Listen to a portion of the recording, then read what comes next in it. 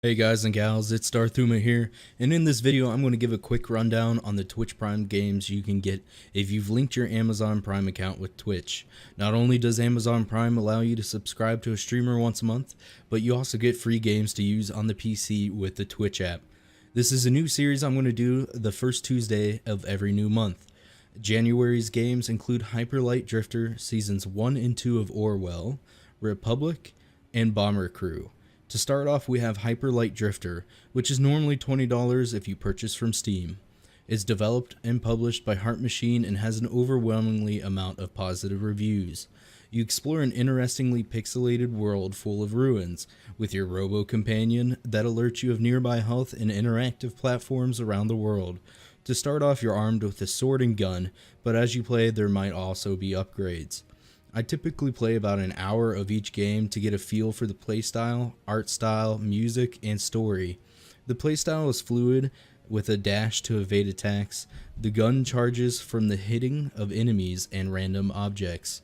Your sword has some range to the slash, but it will definitely take you a moment to get used to the movement speeds and the timing between swings. This game doesn't explain much except for the occasional cutscene or NPC that gives you photo thoughts as a form of communication, but this lets you explore on your own, giving an extra sense of an adventure. I found the atmospheric music was very fitting to the game, and the beginning cutscene left me very confused and curious as to what will unfold throughout the game. I definitely can see myself completing this. Hyper Light Drifter is definitely worth it. Secondly, we have Republique, which goes around $10 and is developed and published by Camouflage. In this indie game, you inhabit the cameras and view the female protagonist while guiding her safely around the beautifully crafted world. Try to avoid the guards by hacking into different data points, hiding in lockers or behind statues, while you use the cameras to learn the AI pathing and figure out where to go next. You can't go too far away from Hope though. She is the main character. If you do, everything gets fuzzy, so you have to be careful not to run right into another guard while trying to escape from one. If you do mess up and get caught, there's nothing like spraying some mace in a would-be attacker's face, leaving him disoriented, and giving you a chance to escape and hide to learn more about the cyberpunk dystopian storytelling. It has a really good plot, and it left me wanting to play longer than my allotted time.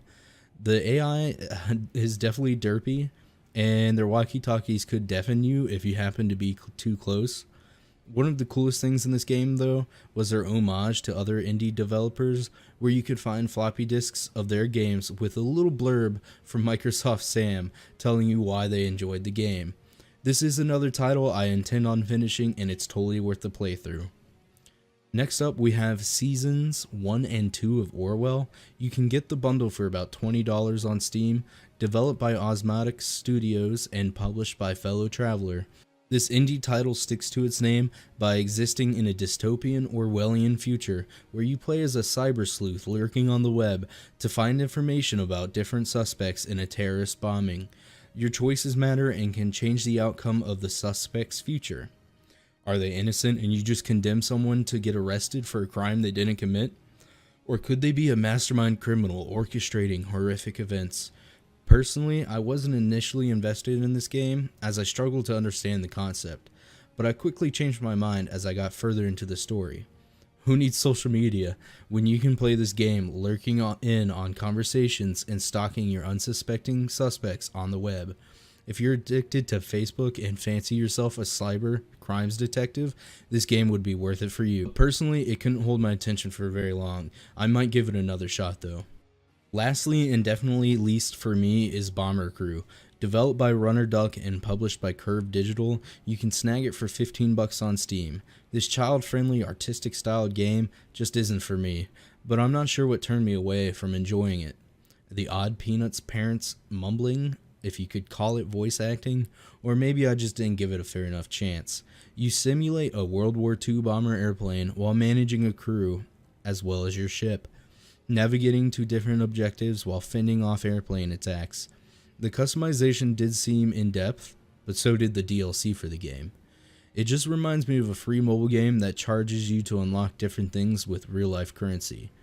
There is a campaign, but if you're like me, I would skip this one altogether. It's not worth it. However, with saying that, it does have a very positive review on Steam, so maybe I'm just the odd one out on this. As always, you can find the links in the description down below. I also plan on uploading the Let's Plays for these titles, so if you subscribe, you can catch those in the future. Please leave a comment if there's a certain game you would like to see played first, or if you like the style of review, hit the thumbs up for me. I also live stream these games over at twitch.tv/Darthuma, so if you want to drop a follow there, that would be very nice. Thanks for hanging out and have a great day. Go.